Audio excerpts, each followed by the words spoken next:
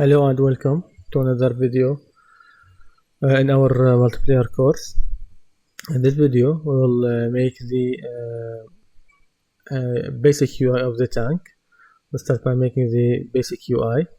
First, before we make the UI, we'll add some fire sounds for our tank when the engine catches fire, and also some explosion sound when the tank explodes.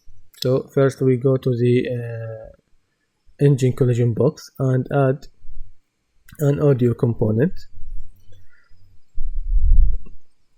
After we add the audio component, let's rename it to engine burning sound. Engine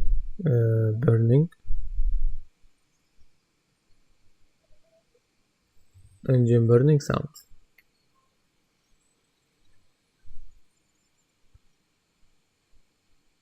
Now after we renamed the audio, now let's assign the audio.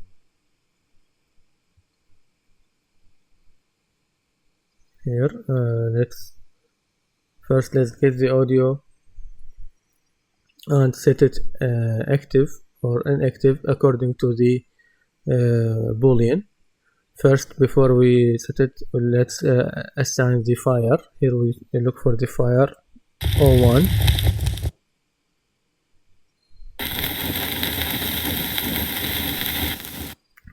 Fire sparkles is better. Now let's also add some attenuation settings. We have also already made one for the attenuation explosion, and then we disable the auto activate function of this or option of this component. Then we duplicate this set active function and connect the execution pins. Then connect the engine burning sound and also the boolean to the new active. Here for the engine fire, we do not need it to be replicated because the whole actor is already replicated. So let's change it to unreplicated. Now let's test the engine fires.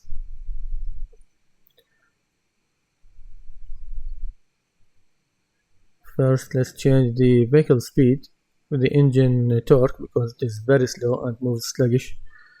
Now change it to 5000, the max torque. Let's test again. Now let's try to shoot the server tank.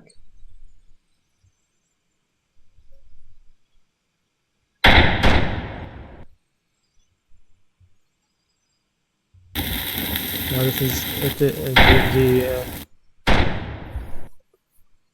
the sound working well. Now let's try to shoot it again. Well, the fire is working and also the attenuation is working. When we are close, we can hear the sound of the fire. If we go far, you see, it will go away. Now let's make the explosion sound when the tank explodes. Here look for play sound at location and connect the location to the location from the custom event, and also leave the rotation 0. We do not need the rotation for the audio. For the attenuation, also the explosion, and for the sound let's look for explosion. This is good, this is fine. Now let's also test the sound. Let's shoot the tank in the ammo rack.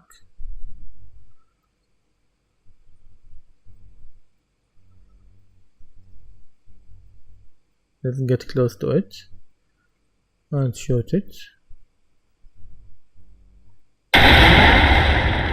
Well, it is destroyed now.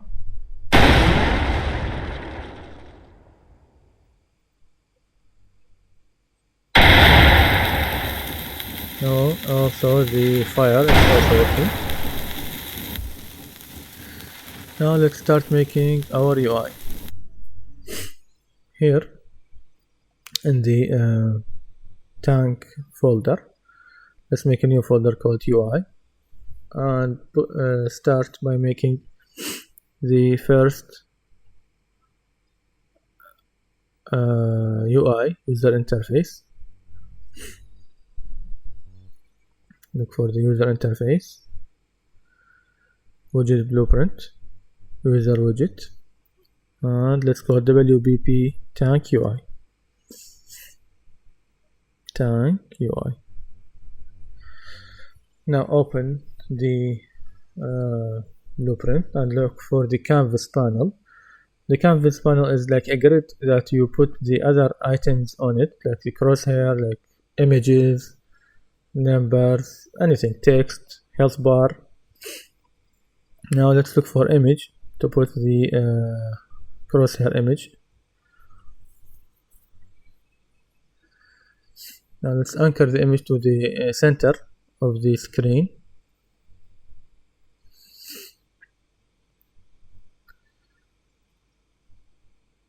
The anchor, the benefit of the anchors is that it keeps the position of the items even if you change the resolution of the screen. Because if you leave them without anchor, do not anchor them, or if you do not use the canvas panel, when you change the resolution, the position of the items will change. Now let's set the image for the crosshair and change the position of it. -50 for the position X and -50 for the position Y. And let's slightly change the width of the image. It looks weird. Now let's change it, make it the position, the size X, we'll change it to 130. And the position X, make it half the size, so it will be -65. Now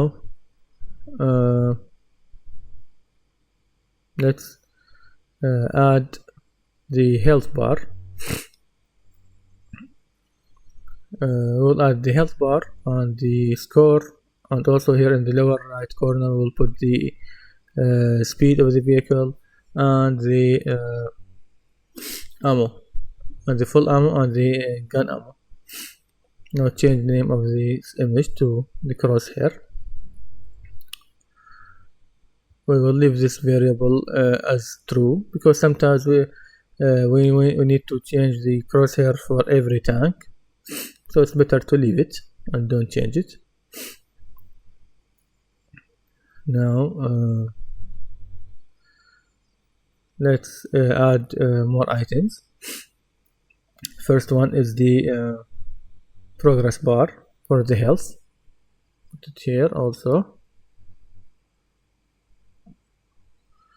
Also anchor it to the upper right corner and reset its position to 0. Sorry, here we by mistake selected the crosshair, so by Ctrl and Z undo what we did and return to select the progress bar, and for the progress bar let's anchor it to the upper right corner.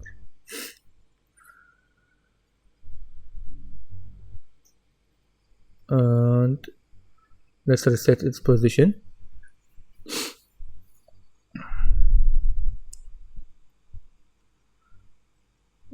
And here change the position of the health bar to the appropriate size, and maybe 350 is enough. Make it 350 better. And also for the size Y, we'll change it to 50 or 40, maybe 40 is better. And let's position it to the correct position or the appropriate position. Then let's change the percent. Here the health bar will for the health bar it is first start with full, then it decreases, so we need to change the direction of the health bar. So here change the fill type from right to left. Let's change the color of the background of the health bar. Now let's leave the percent here, leave it, and let's go to the color and opacity. This is for the fill color. Let's go up for the background color. Here on the style, background image, tint, change the tint. I'll make it red. Red color is better. Now let's add more. First, let's change the name of this variable. Make it health bar, so that when we change it later, we will be able to find it easily.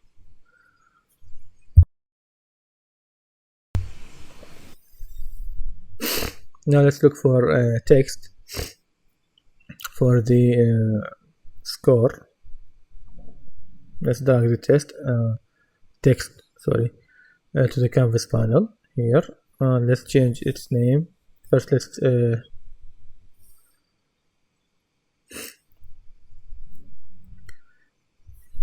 the text here will be for the score. For the upper left corner will be score, and also change it to a variable. Change its name also to score. By changing it to a variable, this will permit us to change the values of the text. Now let's change also the size of the text box or the text. The text block here, for the text we will put 0, 0 to be able to view how the numbers will appear in this box. Let's decrease also its size, make it 50 by 50. Also let's change the size of the font. Go for the font and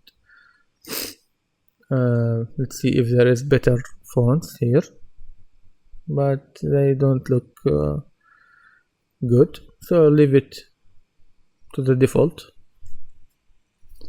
the Roboto. Change the size to 32.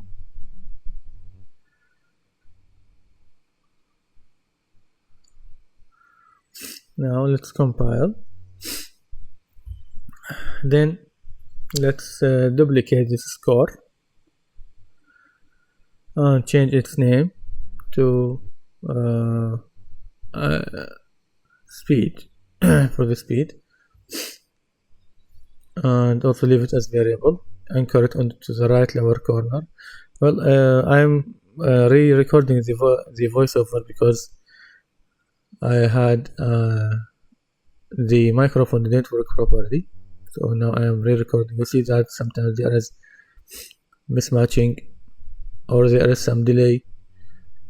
Now we are positioning the speed text to the right lower corner, then duplicate it also. Now for the ammo, gun ammo, and change the position of it.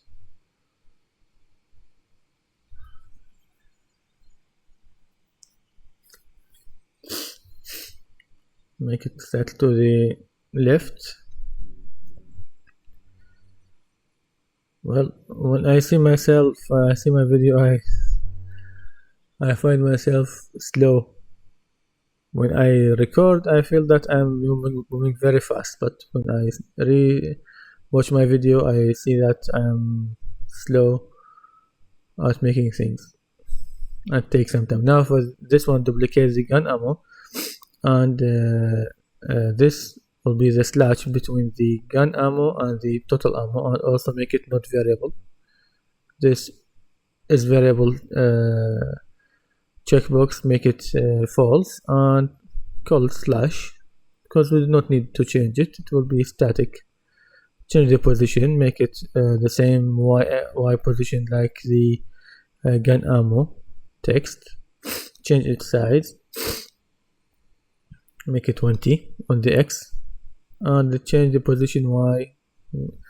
First, let's round the numbers on the position X and Y for the gun ammo. Make them -145 and -185 for the X. So for the Y of the slash will be -145. Now let's duplicate also the gun ammo to make the total ammo.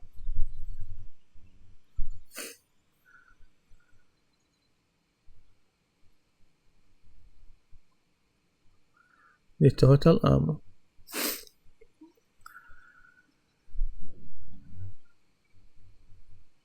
Let's change the position Y for the total ammo to make it also 45. The position X, also put it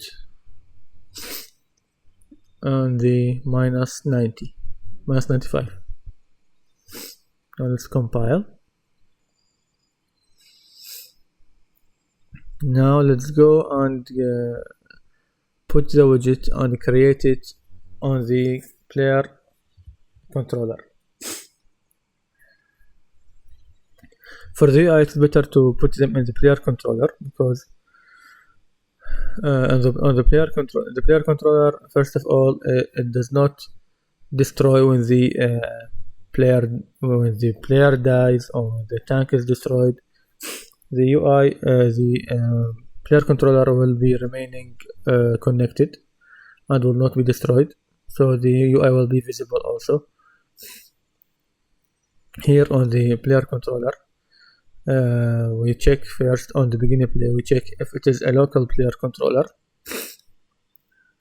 so that we can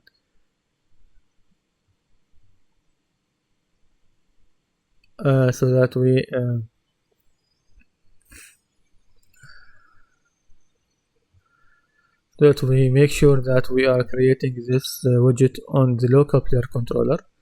Here look for the WBP tank UI and also promote the widget to a variable, call it tank UI. Also don't forget to put the owning player to be the self. It is important, the owning player for the widget and the owner for other actors, the instigator, they are all important in multiplayer games. So now after we set the owning player to self, now let's go and test.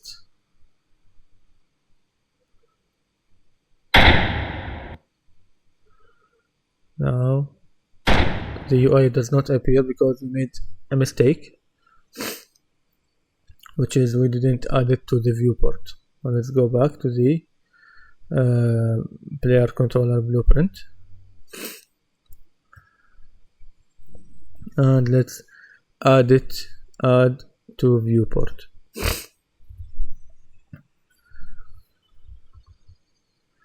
Now when we test again, this will be the tank UI will appear on all the clients on the server.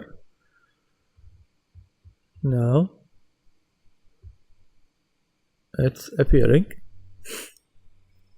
So the video will stop here, and for the next video we'll make we'll update the UI. The first thing we will do is to update the rotation of the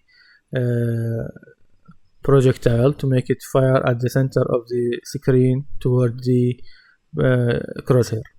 So see you on the next video. Thank you and goodbye.